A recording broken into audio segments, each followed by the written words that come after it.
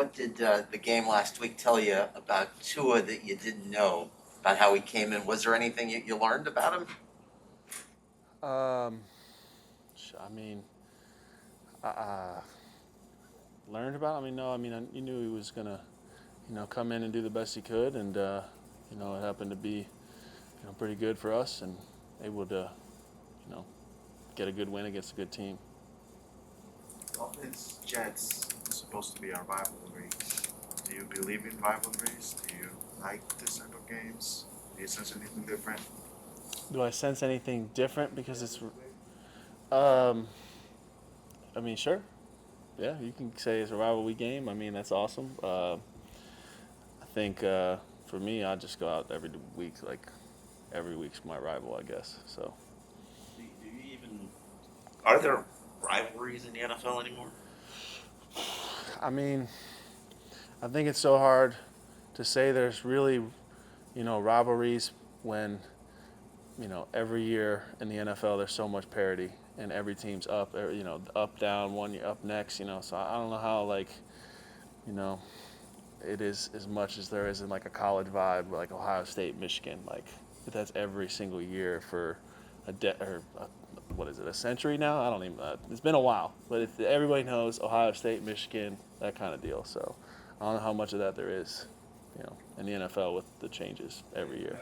I was thinking about this earlier. I'm like, most of you guys probably weren't even alive or following football when Dolphins Jets was, Yeah. you know, I uh, think too with the roster turnover every year, it's different. Like in college, you're there 4 years. It kind of turns into some, and every year you're rotated. This year I could be here, next year I could be on the Jets. You know what I mean? It's something like that. Like, so it's a little different than college.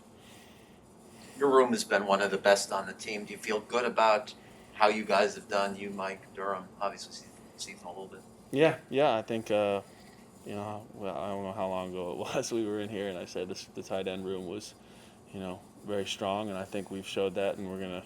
I think we still have meat left on the bone that we can keep going and keep being a bright spot for the team. um, want to get an update from you on your young guy Hunter Long. Mm-hmm.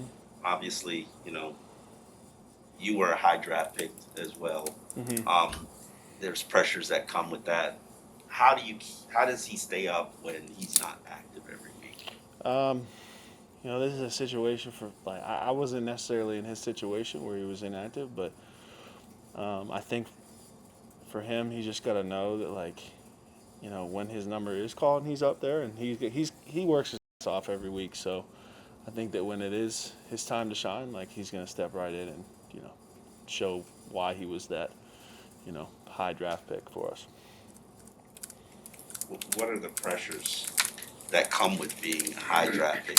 You faced it, and you battled through it with a number of injuries. Does Mm-hmm. that ever get to you in terms of players, people, fans say, and fans and media say, "Oh, he was an early draft pick. He should be contributing right away." Yeah.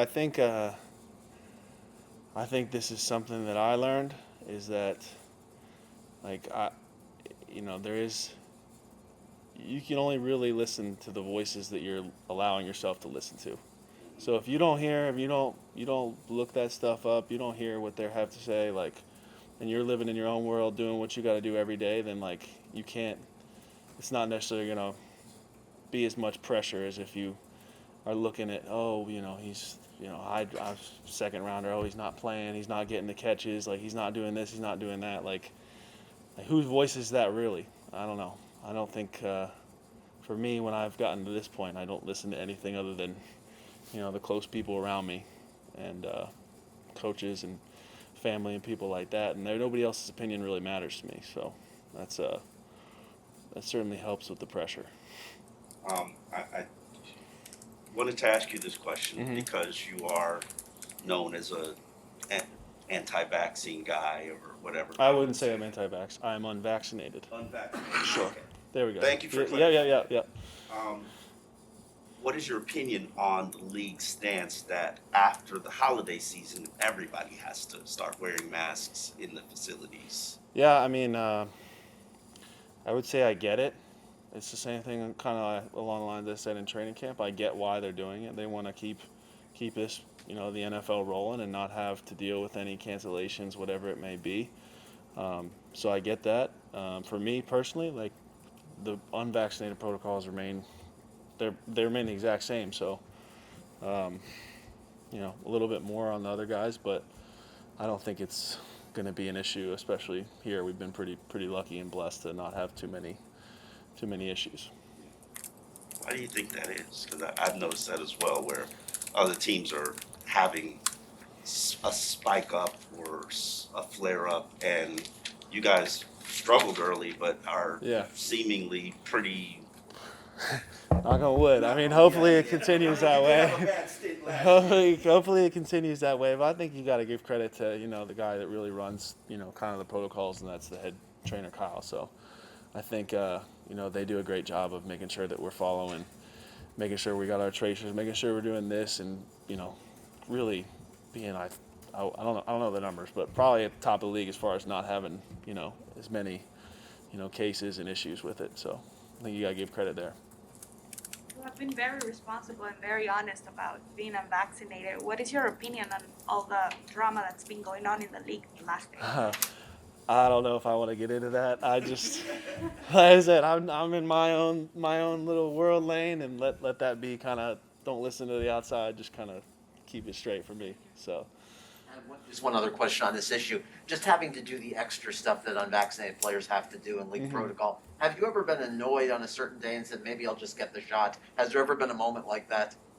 Like a moment of weakness? And, you know what? I'm tired of having to do all this NFL protocol stuff for unvaccinated guys. Let me just get the shot and get over with. Has there been any moment? I wouldn't say it's been like, oh, I'm thinking about getting it. It's more just like, gosh, this is a lot of extra stuff, but you know what? It is what it is, and that's my decision, and I'm just thankful to be in the position to make my own decision on that. That's really all I can say about it.